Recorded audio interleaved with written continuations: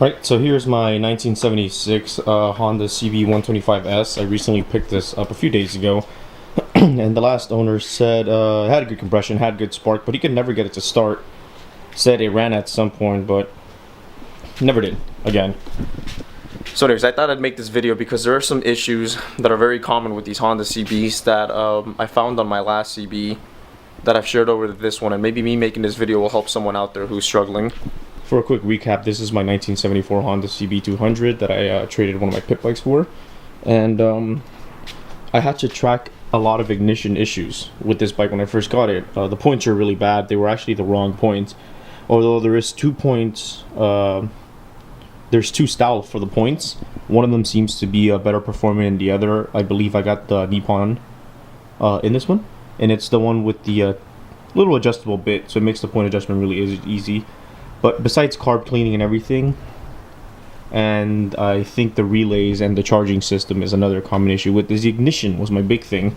Mainly wires, connections. The connections were very loose, connecting from the points to the coils, and the timing was also off. So let me get to this and I'll show you something on the other bike. On this one, it has similar style points here, and let me take off this cover and I'll show you something. Right. So in here is a cam, right here, and as you can see, that cam has a lobe on it, and whenever that lobe hits a high spot, it'll open up the points, breaking the contact of electricity, and that creates a spark.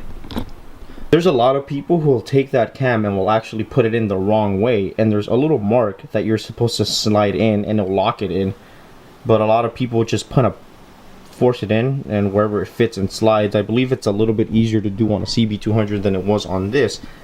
But another thing is I want to show, and the reason I made this video is, if you have a 125 out there and you've been kicking, you have spark, you have fuel, you've done your valve clearance, you've changed the fuse in the back that seems to blow out every so often, your battery's charged, I have an old school rectifier still on it, but you check for spark and you keep kicking and it doesn't want to start.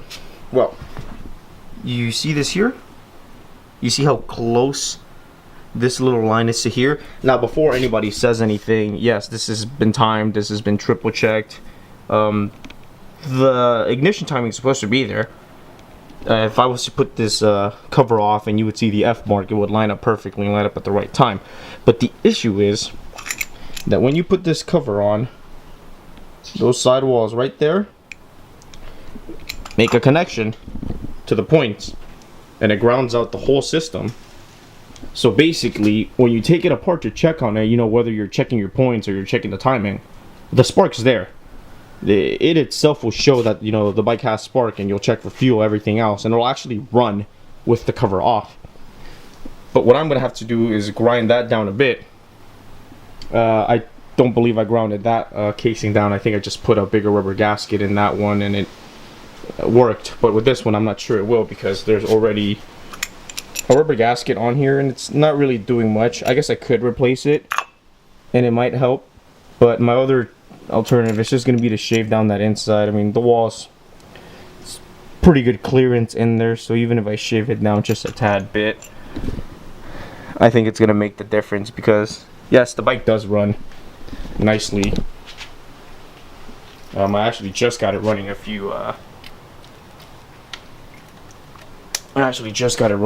yesterday, and it's been having some more electrical gremlins. For example, I don't know if you see the neutral safety, nor the high beam, nor the relays work, but I'm pretty sure the turn signals don't work, but I'm pretty sure it's because the turn signal relay's blown out. But the bike itself, without the points cover, making me look bad.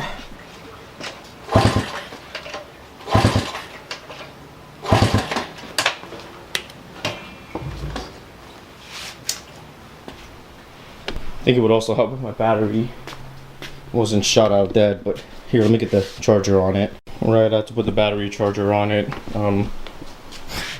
Actually, I hadn't even noticed that the front headlight had gone weak. But, damn, hopefully it starts now.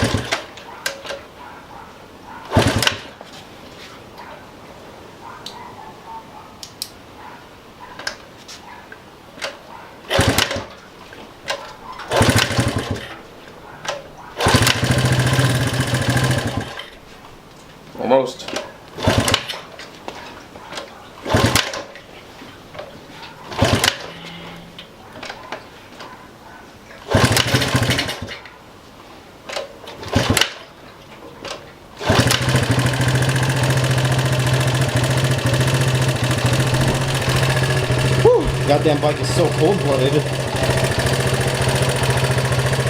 Wow. Alright, so I grinded it down maybe like 2 millimeters. One if that, honestly.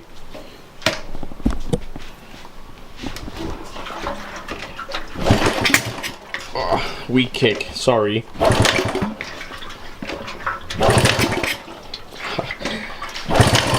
I keep giving the mistake of giving it gas, thinking it's my CB.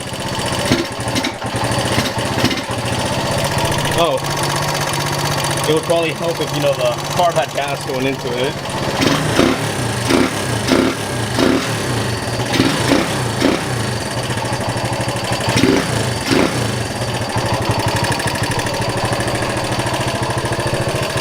See, even I forget to do some things. Really cool that that one has a kill switch, by the way. My other one did not. But oh, I almost thought I was gonna have to redo that again. Pretty much, they somehow bug in.